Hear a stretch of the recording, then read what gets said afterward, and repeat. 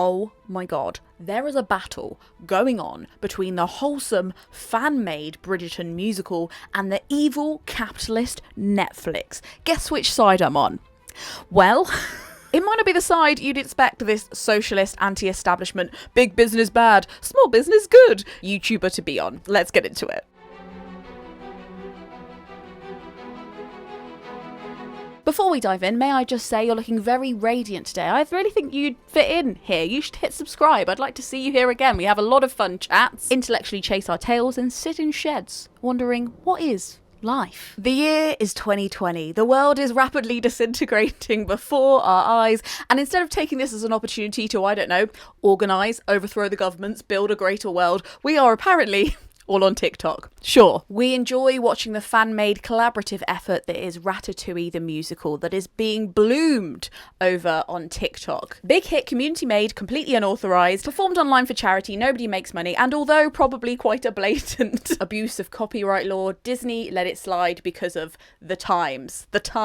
These strange, strange times. During those first few months to a year of the global pandemic, we also get Bridgerton. Saucy, sexy, Regency British people doing what they probably shouldn't, and we love it. It's produced by Shonda Rhimes and based on a book collection by Julia Quinn. I will refer you to the very talented MikeyJoTheatre on YouTube for your 40-minute version of this story, but in brief, two women start writing the musical version of Bridgerton and recording their process on TikTok, explicitly using the same characters, setting, scenes, and even lines from the show. Netflix tweets about this and celebrates it in good humour, as do a lot of the cast members, and generally things seem to be going quite warmly and okay. It's small, it's getting bigger, the exposure of Netflix tweeting about it probably helped that, but the community make it big too. It's just good. They release a concept album and they hold a few charity performances,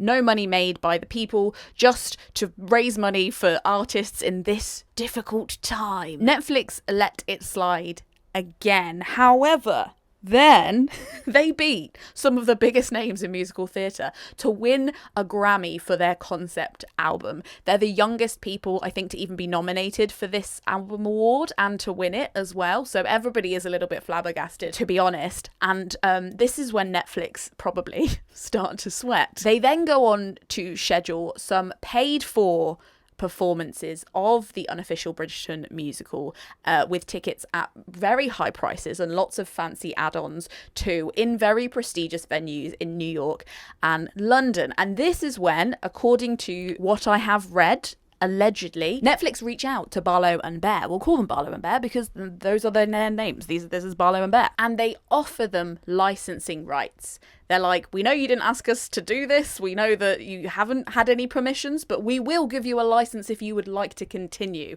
And they turn it down. So eventually, and this is what is in the news right now, Netflix open up a case to sue them for alleged theft of intellectual property. Stressed yet? Me too. And everything, for me, starts to get a little bit what Stormzy might call murky. Now, I'm somebody who likes to challenge my own default perceptions that I know I haven't thought about very thoroughly or researched. It's just what I naturally lean towards. And obviously from the headlines, I automatically, with my little socialist heart, leant towards the small people, to Barlow and Bear and against Netflix. But when I really sat down to interrogate myself and watch stuff about it and read stuff about it, I realised that it was bringing up some really interesting thoughts I have about where creativity comes from and who owns it. Now, you wouldn't guess it from the coverage of the climate crisis, but these little flesh puppets we live in are part of nature, and nature as a whole always builds on what has come before. But as Robert Shaw points out in his very good book, Beg, Steal and Borrow, Western societies have started to rail against that of recent millennia and really love this idea of a vacuum when it comes to questions like,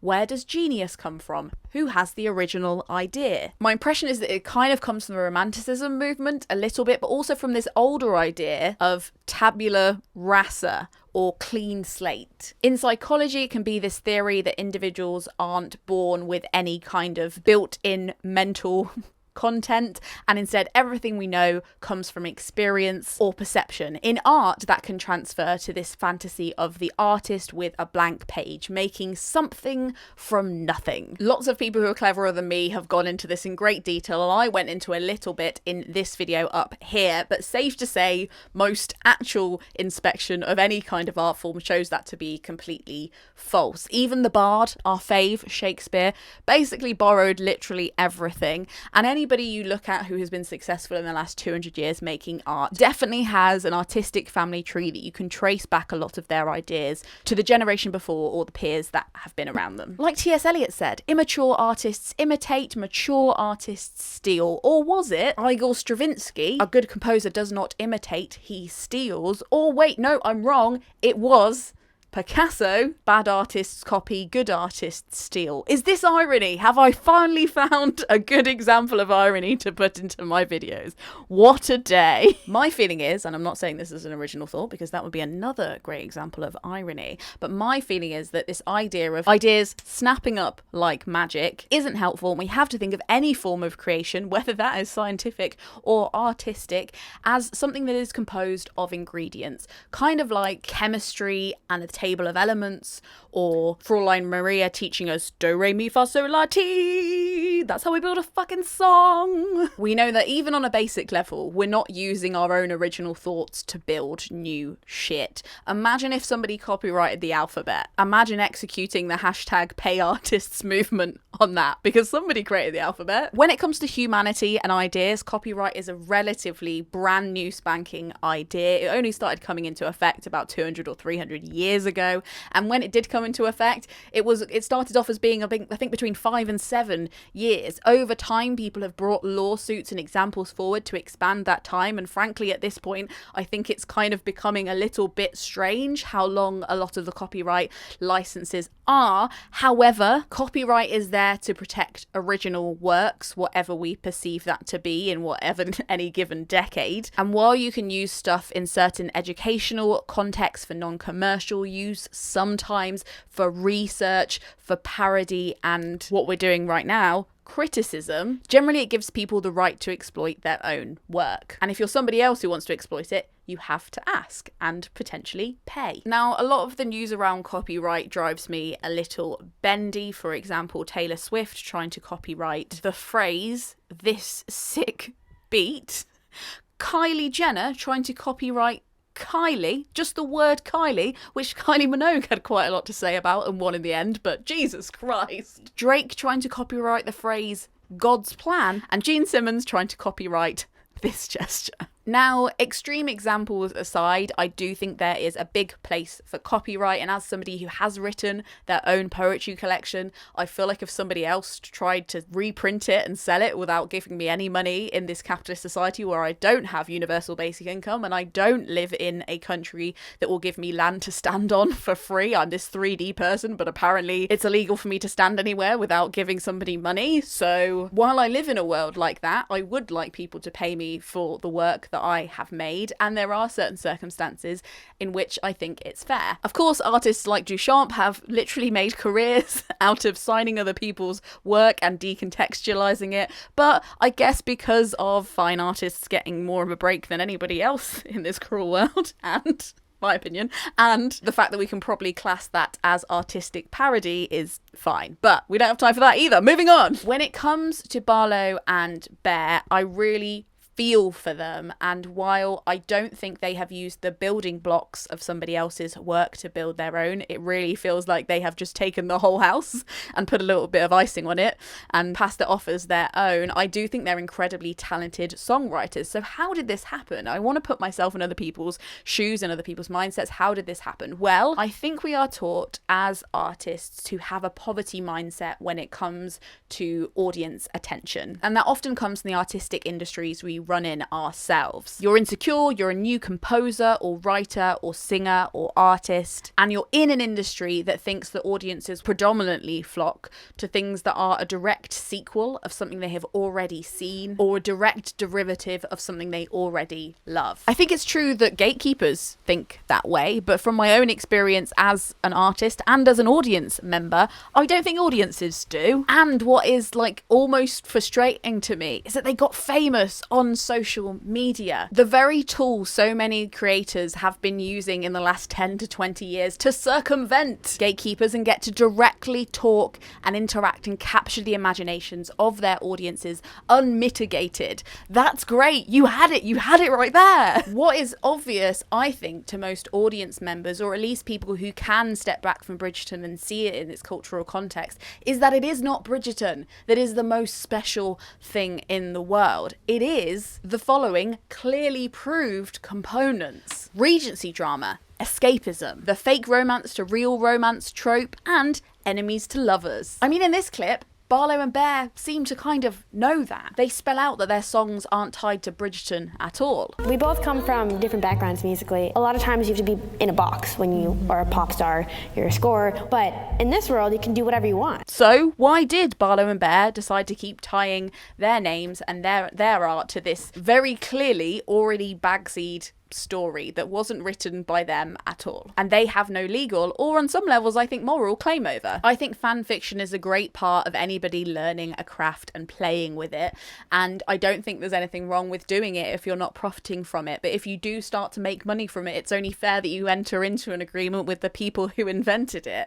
That's just artistic politeness. Is that a thing? And I think that if these two incredibly talented women had realised that what is special about what they've made isn't the fact that it's under the Bridgerton title, although that is what has drawn people's attention to it. It is their incredible writing talent and performance talent, although some of those British accents in the concept album are sometimes as unforgivable as Dick Van Dyke. I'm sorry. But mainly brilliant concept album, and these tropes that people love. They love Regency dramas right now. They love enemies to lovers. They love it all. I think they could have taken that knowledge and made something so much more interesting and innovative, and I don't know, waste all this time having to be sued, because I do think they've skipped ahead and giving no financial or artistic nods to the women. Let's remind it that they're under the Netflix banner, but it's two incredibly talented women who have created this on-screen world and this script and this magical place that we've gone to called Bridgerton, and I'd also like to root for them. So what are the solutions? Very quickly, I have three. One, as creatives, we need to have more faith in our audiences. Of course, use other people's ideas to riff off, mess with them, turn them upside down, invert them, shake them out, use all of their components and mix them up into a fruit salad. I don't care,